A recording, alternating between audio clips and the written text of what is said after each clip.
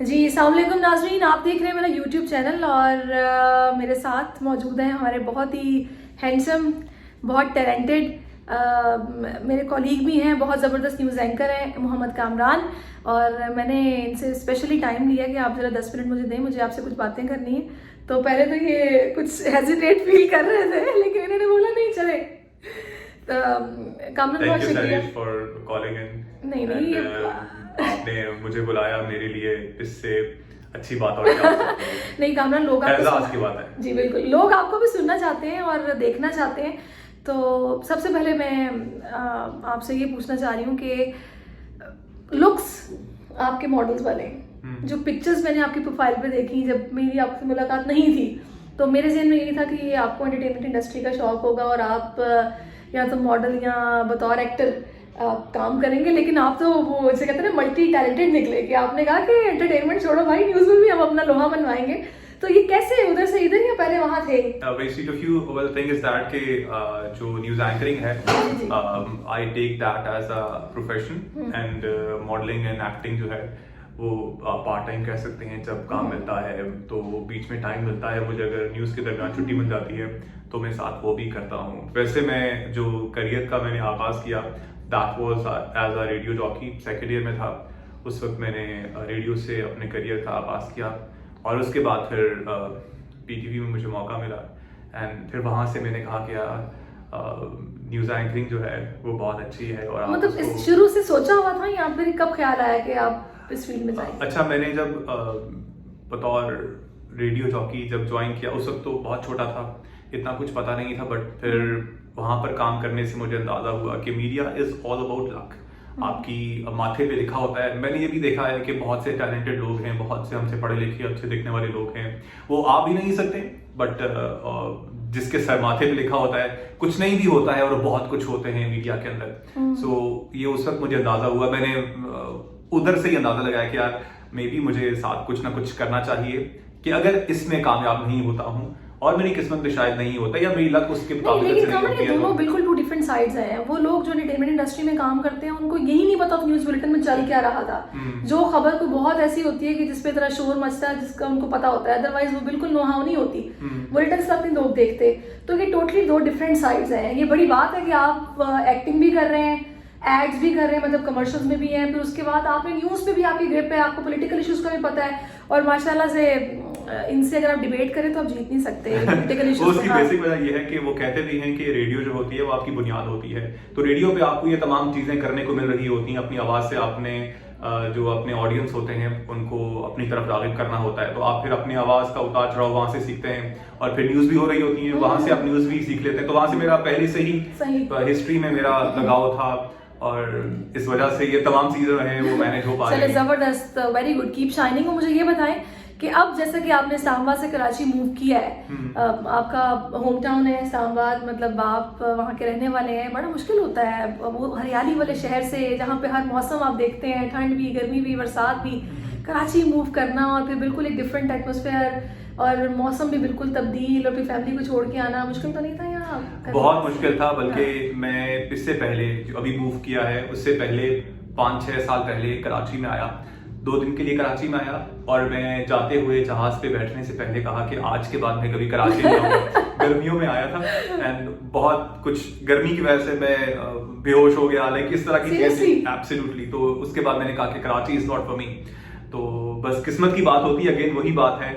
और अब जब कराची में अब आया हूँ, तकरीबन साल से ऊपर हो गया है, तो मुझे लगता है कि कराची ने मुझे खरीद लिया है। अब मोहब्बत इतनी मिली, कराची वाले हो गए, कराची वाले हो गए। अब वहाँ पे जाने का भी दिल नहीं। खैर बेगम भी मेरी आ रही है। अच्छा चलिए, बेगम की बात आपने खुद की है तो माशाल्लाह इनकी बेगम जो कि पीटीवी में एंकर है, बहुत खूबसूरत एंकर है, समीना राना, आपने उनका नाम सुना होगा। दोनों का कपल माशाल्लाह बहुत प्यारा है और दोनों की कंपैटिबिलिटी के साथ बहुत अच्छे लगते हैं। समीना से कैसे मुलाकात हुई और कैसे शादी का प्लान? मतलब वैसे तो लोग पूछते हैं प्रपोज किसने किया था पहले? नहीं, ऑफ कोर्स मैंने किया था और खैर बहुत शुरू में तो मेरा शादी का प्लान नहीं था, बट फिर आहिस्ता आहिस्ता मैंने अगेन वही कहता हूँ कि ये तमाम किस्मत के खेल होते हैं। कहाँ पे चीजें होती हैं, कैसे होती हैं, आपको समझ में नहीं आ रही होती है और अल्लाह ताला के काम होते हैं वो मिल रहे होते हैं। बस ऐसा ही कुछ हमारे साथ हुआ क्योंकि हमने एक साथ काम किया कैपिटल टीवी में, बट उस वक्त कोई एज सच हमारा था नहीं, बट वो पीटीवी में गई उसके बाद एक दो दफा उनसे मेरी बात हुई, फिर मैंने अपनी अम्मा के थ्रू उनसे बात करवाई एंड देन फिर इस तरह हमारा रिश्ता हुआ। चलिए बहुत अच्छा। वो जाहिर सी बात है जब नसीब साथ लिखे होते हैं तो इसी तरह से सोर्सेस कुछ बनते हैं, मुलाकात होती है और सिलसिला चल पड़ता है। अब तो माशाल्लाह इतना प्यारा सा बेटा भी है सालार।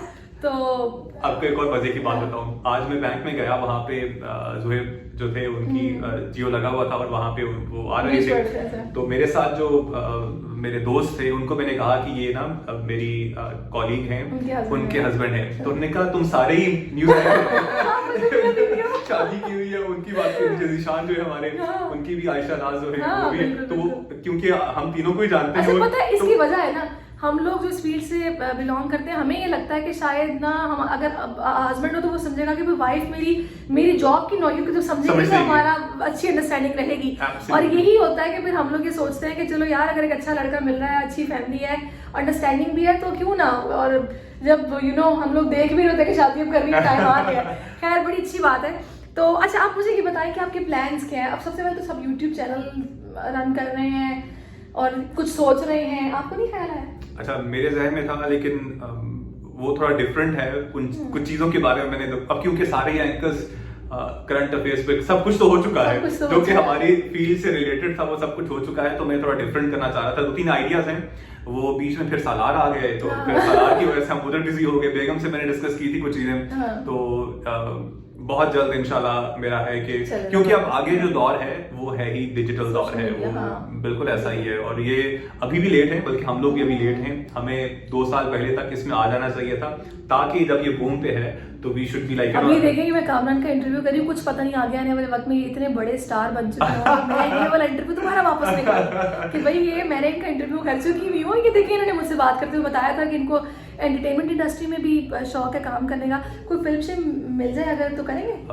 मैंने बाय द वे एक मूवी की थी जो कि डब्बा हो चुकी है तो एक मूवी कर चुका हूँ, बट एक और मूवी है होपफुली पाइपलाइन में। ये कौन सी मूवी जो डब्बा हुई है वो तो जाके बैठ गए नहीं सारे गाना करा लो। तो असल में बीच में कोविड आ गया और कोविड की वजह से वो कुछ उसकी चीजें थी वो इनकम्प्लीट थी। फिर वो इन्वेस्टर थे वो दुबई के थे, तो वो लाइक कंप्लीट नहीं हुई और वो बीच में ही क्लोज हो गई। तो आगे प्लान मतलब अगर ऐसा मौका मिले तो करेंगे आप? चलिए जबरदस्त। इसका मतलब ये है कि इन दोनों फील्ड्स में आप इनको चैंपियन पाएंगे। इनको मॉर्निंग शोज की ऑफर्स भी होती हैं भाई, और लुक्स मैटर्स जो दिखता है आपको बड़ी खबरें मुझे सबको होती है ना, सबको होती है, मुझे पता है ना। जो मैं आपको खुद बता देती हूँ, जो एंकर्स भले मेल हो भले फीमेल हो, अगर वो लुक्स भी बहुत बेटर करते हैं, वो कहते हैं ना मीडिया में जो दिखता है वो बिकता है, तो इसमें तो कोई शक ही नहीं होना चाहिए। वो लड़का हैंडसम है तो वो यकीनी तौर पर सबकी नज़रों में होता है। इस तरह की शोज़ के लिए आप समझ रहे हैं ना, आपको भी पता है। खैर कामरान का आगे प्लान है, देखते हैं कि अगर यूट्यूब चैनल शुरू करते हैं तो वो किस तरह कंटेंट लेके आते हैं, और कुछ बड़े एक्सक्लूसिव किस्म के आइडियाज़ भी इनके जहन में है। अच्छा कामरान अभी तो आप बोल टीवी के साथ हैं, कैसा जा रहा है बोल? बहुत अच्छा, बल्कि one of the best experiences. मैं तकरीबन 5-6 न्यूज़ चैनल से घूम के आ रहा हूँ, तो मैं कह सकता हूँ कि अगर टॉप में अगर किसी को रखा जाए तो बोल टीवी के साथ। और ये मैं कोई बोल में काम करते हुए कि उसकी बहुत तारीफ नहीं कर, मैं बाहर भी बात करता हूँ। इतनी अच्छी मैनेजमेंट, इतना कंफर्टेबल माहौल, और एंकर्स भी आपके साथ लाइक मैंने देखा है, ना सिर्फ ये न्यूज की बात करूं, ओवरऑल भी आप जब प्रोफेशनल एनवायरनमेंट होते हैं, जेलसी होती है, एक दूसरे की टांगें खींच रहे होते हैं, बट इन बोल आई हैवंट सीन दैट। होता है टाइम बातें ऊपर नीचे हो जाती हैं, लेकिन वो एज उस लेवल पे नहीं होती कि आपको ऑफिस का जो है वो माहौल ऐसा हो कि आपको मेंटली तौर पे डिस्टर्ब हो और घर जा रहे हो। और सिर्फ मैं यही वजह है कि कराची ने खरीद लिया, बिल्कुल ऐसा ही है। अच्छा मुझे कामरान ये बताइए, आप कराची ने तो आपको खरीद लिया, अब आपका प्लान नहीं है कराची से जाने का, आप कह रहे हैं इंशाल्लाह, तो अम्मा को आप मिस नहीं करेंगे? बहुत। मैं अभी भी जा रहा हूँ, आगे 3-4 दिन बाद जा रहा हूँ, तो उसकी बेसिक वजह यही है कि मेरी माँ से मेरी बहुत अटैचमेंट है। एंड बेगम जो है वो तो एक साइड पे, अगर मुझे अब तो बेगम बच्चे आ गए ना, बट मैं हमेशा से पहले कहता था कि शायद किसी के लिए मैं कभी ये बात ना कहूँ कि मुझे किसी के लिए जान देनी पड़े, क्योंकि हर किसी को अपनी कहते तो बहुत लोग हैं, लेकिन मैं एक्चुअली आई मीन दैट कि अगर मुझे किसी के लिए जान देनी पड़े तो मेरी माँ हो तो मैं कहूँगा मेरी माँ को मेरी जिंदगी लग जाए। Like it is like that, मेरी माँ के साथ मेरी ऐसी अटैचमेंट है। ऑब्वियसली माओ के लिए तो कहते हैं कोई नेम बदल ही नहीं है, तो वो मोहब्बत को हम एक्सप्रेस ही नहीं कर सकते वर्ड्स में। तो कामरान वैसे कैसा अटैचमेंट आपकी है, मोहब्बत बहुत है, जब आपने जॉब स्टार्ट की आपकी मम्मा को कैसा लगा आपका करियर कि ये यार इस फील्ड में जा रहा है, ये एंटरटेनमेंट की है, लड़के पता नहीं कब आते हैं, शूटिंग है वूटिंग है, ये वो दाएं बाएं, कुछ ऐसा था? अच्छा, मेरी माँ जो है वो हर तरह से बहुत सपोर्टिव रही है, बहुत शुरू से ही। जब मैं बहुत छोटा था हर तरह से अब्बा जी मेरे थे, थोड़े से मुझे चीजों को रोकते थे कि ऐसा ना करो, बट मेरी माँ कहती है कि जिस तरह मेरा बच्चा चाह रहा है ही शुड बी लाइक, क्योंकि उनको बिलीव था कि he is not gonna do anything bad, और उनकी वो अगेन तरबियत की बात होती है, उनको अपने आप पर भरोसा होता है कि ये चीज ऐसे कोई भी गलत काम पे नहीं जाएगा। तो मेरी माँ ने मुझे उस तरह से हमेशा सपोर्ट किया, वो अभी भी है। तो शी इज लाइक दैट कि तुम जहां पे हो, if you are happy then like I am happy about you. तो मैं कभी भी किसी तरह से अम्मा ने ये नहीं कहा कि ना करो या रोका नहीं है, वो सिर्फ कहती हैं कि खुश हो उस चीज में तो okay you should do it. तो अच्छा, वैसे तो कामरान माशाल्लाह काफी अच्छी वेल ऑफ फैमिली है, मतलब ये नहीं कि ये कोई, मैं आई थिंक इन्होंने जब करियर स्टार्ट भी किया होगा तो मजबूरी से नहीं, शौक में किया होगा, थोड़ा बहुत मैं जितना इनको जानती हूँ। तो कामरान जब फर्स्ट सैलरी थी वो क्या थी और मम्मा को दी, क्या किया, क्या था? अच्छा, रेडियो में मैं सेकंड ईयर के एंड पे था, तो उस वक्त मैंने रेडियो शुरू किया था। 1700 रुपए मुझे मिले थे। अच्छा। और उन 1700 रुपए की मैंने लाइक अम्मा को लाके दिए, अम्मा ने ऊपर और पैसे लेके अम्मा कहती जाके शॉपिंग कर। तो इट हैपेंड लाइक दैट कि अम्मा को मैंने दिए थे, बट अम्मा ने मुझे कहा कि ऊपर ही डबल पैसे करके 17 थे, अम्मा से लिए मुझसे, अम्मा ने 17 नोट डाल दिए, अच्छा आप तुम शॉपिंग कर ले, मैं शर्ट्स मैंने लेके आएगा। अच्छा, सिबलिंग्स के हवाले से मुझे बताएं, कैसा आपका बहन भाइयों के साथ रिलेशनशिप है, और उनसे अब जाहिर सी मतलब टाइम स्पेंड नहीं कर पाते होंगे, अब यहाँ पे वो वहाँ पे है, तो फिर ऑन कॉल होते हैं, क्या होता है? जी बिल्कुल, मेरी 2 बहनें हैं और 2 भाई हैं हम लोग, मेरे साथ एक और छोटा भाई है, सबसे बड़ी बहन है, फिर मैं हूँ, मेरा छोटी बहन है, फिर छोटा भाई है। तो हम सब शादीशुदा हैं। भाई जो है वो इस वक्त इस्लामाबाद में होता है, बहन एक मेरी आर्मी फैमिली में शादी हुई है, तो she is now days in Abbottabad, वैसे पोस्टिंग की आजकल एबटाबाद में। और जो मेरी बड़ी बहन वो बस वो बच्चों के साथ, मेरी बल्कि जो छोटी बहन है उसकी सबसे पहले जो बेटी हुई थी उसके साथ मेरा ऐसे अटैचमेंट है कि मैं कभी भी बच्चों को ना उठाता, अब तो खैर अपना बच्चा आ गया, अपना बच्चा तो हर किसी को बहुत प्यारा होता है, बट जितने ये लोग बातें करते हैं ना अपने बच्चे, हम किसी के बच्चे नहीं उठाते, वो उतने ज्यादा पैम्पर्ड पेरेंट्स होते हैं और अपने बच्चों के पैम्पर भी चेंज करते हैं, उनको सुलाते भी और फीडर भी पिलाते हैं। अरे आप ये सोचो कि मैं जब शादी नहीं हुई थी और बच्चों को देखता था, तो घर में आप बच्चे आते हैं, ऑफ कोर्स लोगों के बच्चे आते हैं, तो मैं जब बच्चे आते थे तो मैं झूठे मुंह भी उठाता नहीं था कि नो ये गंदा है, बू वाला है। तो मैं it was like that for me कि मैं कभी भी बच्चों को उठाता भी नहीं था, और मुझे ना छेड़ने के लिए घर में मेहमान आते थे तो बच्चा मेरे हवाले करता, मैं भाग जाता था कि यार, और मैं टीन से था खैर उस वक्त। तो और अब इनकी बेगम इनसे तो मैं बिल्कुल, मैं जब घर पे होता हूँ तो मैं बड़ी खुशी से पैम्पर्स चेंज करना, इसलिए कहते हैं बड़े बोल नहीं बोलते चाहिए। तो वो बस अपना खून होता है ना वो।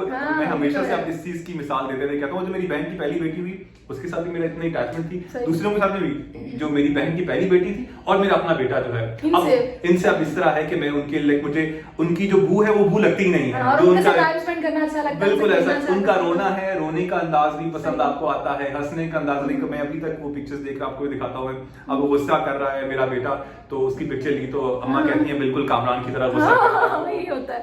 अच्छा, मुझे ये बताएं कि बहन भाई बताते होंगे, हमें बताते हैं, नेबर्स बताते हैं तुम्हारा भाई टीवी पे आता है, बड़ा हमें अच्छा लगता है, प्राउड फील करते हैं। तो मैं उनको यही कहता हूँ कि माशाल्लाह घर के अलावा हर जगह